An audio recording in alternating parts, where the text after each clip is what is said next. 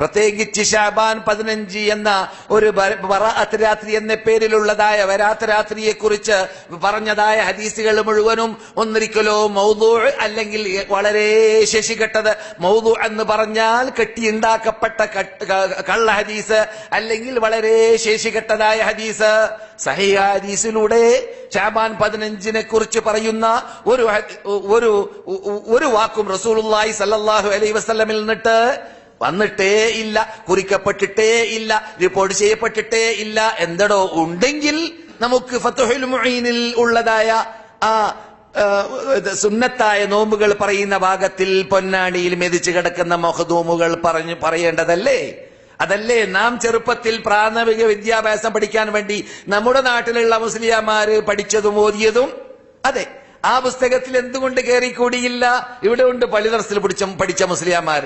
അവരോട് ചോദിച്ചോളി, ഞാൻ മാത്രം പറയല്ല. അപ്പോൾ ഫത്ഹുൽ മുഈൻകാരൻ കഴിഞ്ഞ ക്ലാസ്സിൽ ഞാൻ പറഞ്ഞതുപോലെ സുന്നത്തായ നോമ്പുകൾ വിശദീകരിച്ചിട്ടുണ്ട്. അതുപോലെ തന്നെ ഞാൻ കേരളത്തിലുണ്ടായിരുന്ന കാലഘട്ടത്തിൽ അതും വിഷയത്തിന്റെ പരിപൂർണതക്കാണ് മടക്കി പറയുന്നത്. കേൾക്കുമ്പോൾ വെറുപ്പുണ്ടെങ്കിലും മുഷിഞ്ചി കേട്ടോളീൻ.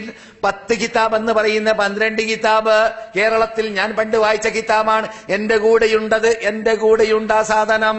10 കിതാബ് എന്ന 12 കിതാബ്. അതിലെന്തുണ്ട് ഒരു കിതാബ്, അതിന്റെ പേരെന്താണ്? കിതാബു അസ്സോം, നോമ്പിന്റെ കിതാബാകുന്നു എന്ന പേരിലുള്ള കിതാബുണ്ട്. അഥവാ ഷാഫി മദ്ഹബ് അനുസരിച്ചിട്ട് ഷാഫികൾ നോക്കേണ്ടതായ നോമ്പുകൾ വിശദീകരിക്കുന്ന കിതാബുസ്സൗം. ആ കിതാബുസ്സൗം പരിശോധിച്ചാൽ അതിൽ ഷാബാൻ 15 നോമ്പില്ല, റജബ് 27 നോമ്പില്ല. ഉണ്ടെങ്കിൽ ഉണ്ടാവേണ്ടതാണല്ലോ. ഹദീസിലുണ്ടെങ്കിൽ സഹീഹായ ഹദീസിലൂടെ സ്ഥിരീകരിക്കപ്പെട്ടതാണെങ്കിൽ ഉണ്ടാവേണ്ടതാണ്. പിന്നെ എവിടെന്നാ വന്നത്?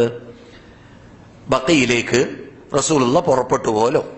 ഷഹബാൻ 15 രാത്രിയിൽ പുറപ്പെട്ടപ്പോൾ, ഞാൻ രാത്രി തന്നെ പറയുന്നു, കാരണം തെക്കേ കേരളത്തിൽ രാവ് എന്ന് പറയും, വടക്കേ കേരളത്തിൽ രാത്രി എന്ന് പറയും.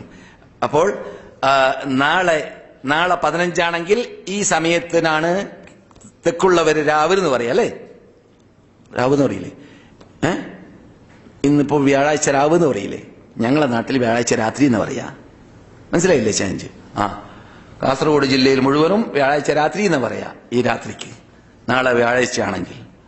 പറഞ്ഞു വരുന്നത്, അങ്ങനെയുള്ള 15 മുമ്പുള്ളതായ രാത്രിയിൽ രാവിൽ റസൂലുള്ളാഹി സ്വല്ലല്ലാഹു അലൈഹി വസല്ലം ബഖയിലേക്ക് പോയി പോലോ, ആയിഷ ബേക്കിൽ കൂടി പോലോ. റസൂലുള്ളാഹി അത്ഭുതപ്പെട്ടുകൊണ്ട് ചോദിച്ചു, എന്തെടി ഈ ചാട്ടം? പറഞ്ഞു, എനിക്ക് ഭയം, നിങ്ങൾ ഞാനല്ലാതെ വേറെ ഭാര്യന്റെ വീട്ടിലേക്ക് പോയി കളഞ്ഞോ എന്ന് പേടിച്ചിട്ട് ഞാൻ ബേക്കിൽ കൂടിയതാണെന്ന്. റസൂലുള്ളാഹി സ്വല്ലല്ലാഹു അലൈഹി വസല്ലം, എന്തേ എന്നിൽ വിശ്വാസമില്ല, ഞാൻ നിങ്ങളെ വഞ്ചിച്ചു കളയുമെന്നാണോ എന്നൊക്കെ ചോദിച്ചു പോലോ. അങ്ങനെ റസൂലുള്ളാഹി പറഞ്ഞു, നിങ്ങൾക്ക് അറിയുകയില്ലേ ആയിഷ, ഇന്നത്തെ രാത്രി എന്ന് പറഞ്ഞാൽ അല്ലാഹു സുബ്ഹാനഹു വ തആല ഇറങ്ങുന്ന രാത്രിയാണ്. ഇന്നത്തെ ദിവസത്തിൽ കൽബ് ഗോത്രക്കാരുടെ ആടുകളുടെ രോമത്തിന്റെ എണ്ണം അനുസരിച്ചിട്ട് ഉമ്മത്തുകൾക്ക് പുറത്തു കൊടുക്കുന്ന രാത്രിയാണ് ആയിഷ. ഇമാം ബുഖാരി പറയുന്നു, ഹദീസ് കൊള്ളൂല, തള്ളേണ്ട ഹദീസാണത്. ഞാൻ പറയില്ല കേട്ടാ, ഇമാം ബുഖാരി പറയാണ് ഈ ഹദീസ് തള്ളേണ്ട ഹദീസാണ്. പിന്നെ വേറൊന്നുമില്ല, ലോകത്തിൽ ഖുർആൻ കഴിഞ്ഞാൽ ഖുർആന് തൊട്ടു നിൽക്കുന്നതായ നാം അംഗീകരിക്കുന്ന ഗ്രന്ഥമാണ്, അംഗീകരിക്കേണ്ട ഗ്രന്ഥമാണ്, നമ്മുടെ നേതാക്കൾ പഠിപ്പിച്ച ശൈലിയാണ്.